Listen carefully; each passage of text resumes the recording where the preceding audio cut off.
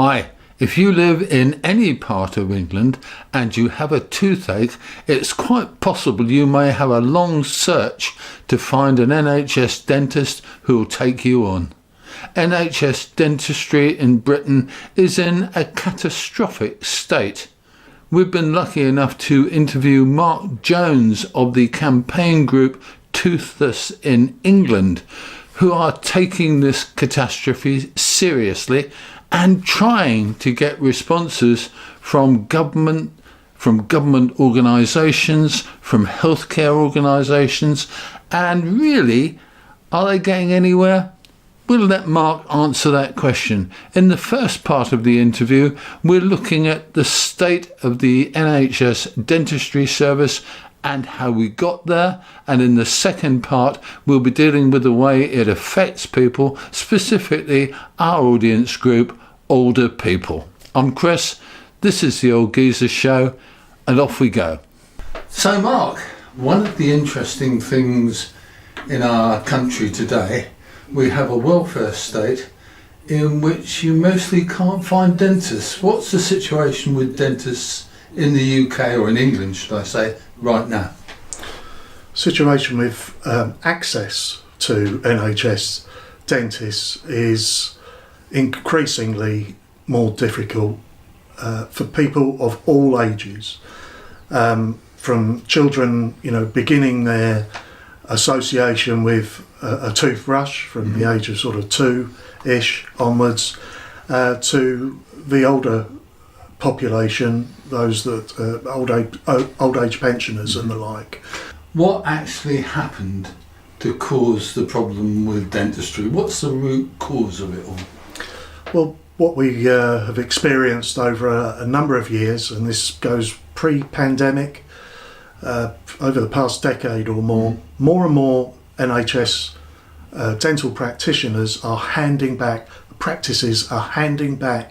the NHS contract, and that's for a number of reasons. But I think perhaps most importantly, and I think a lot of people will be aware of this fact, is that the NHS dental contract is not fit for purpose, in so much as it's not providing sufficient funding to cover the expenses that are incurred by the practitioner.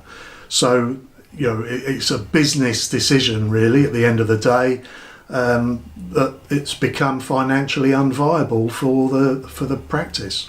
One of the impressions that we get as ordinary people in the street who just see the occasional bit in the paper is that people are leaving the profession as well.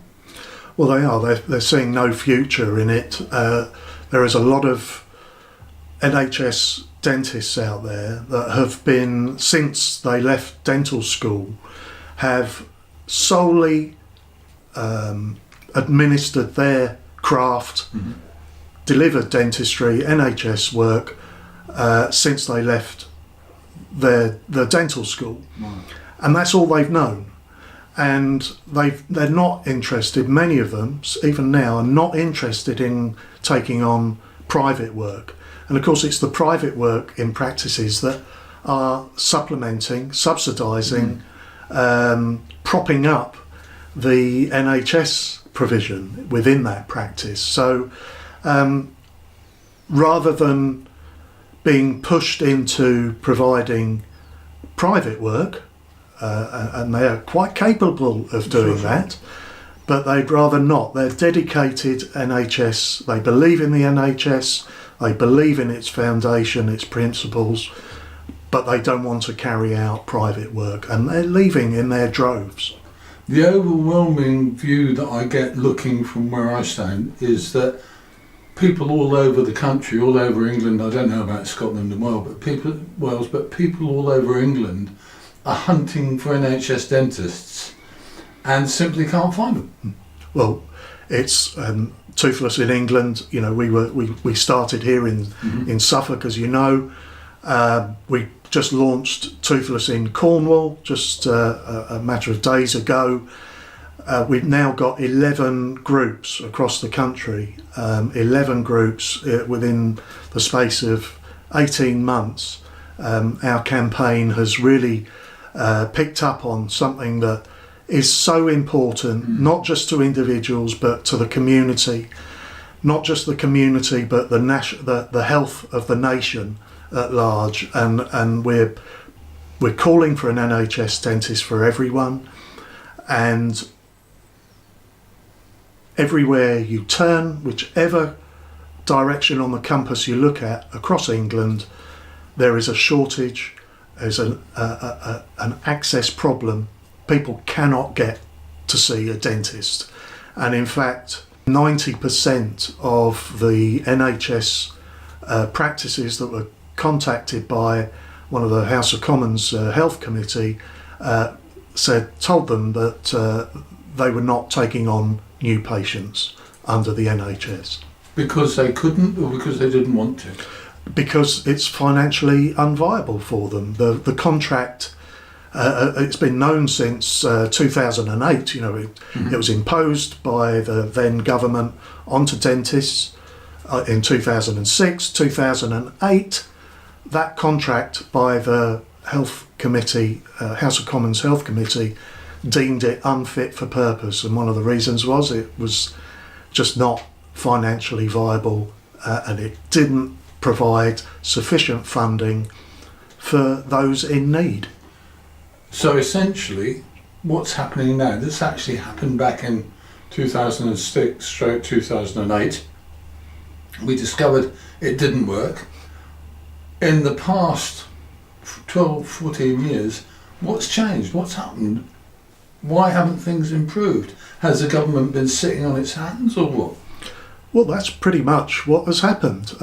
They've chosen to ignore the recommendations of the Health Committee of the time in 2008, and the successive governments, and blimey, haven't we had a number of prime ministers since 2008, but no one's picked up, no one's grasped the nettle. No government has really, there's not a lot to wrestle with. It just needs radical reform of the contract and proper funding, because at present there's only funding for around 50% of the population of England. Right. 50%. So Her Majesty's His Majesty's Treasury, as it is now, has got to stump up another 50%. So we're talking around about, from what the British Dental Association are suggesting, around about a total of £820 million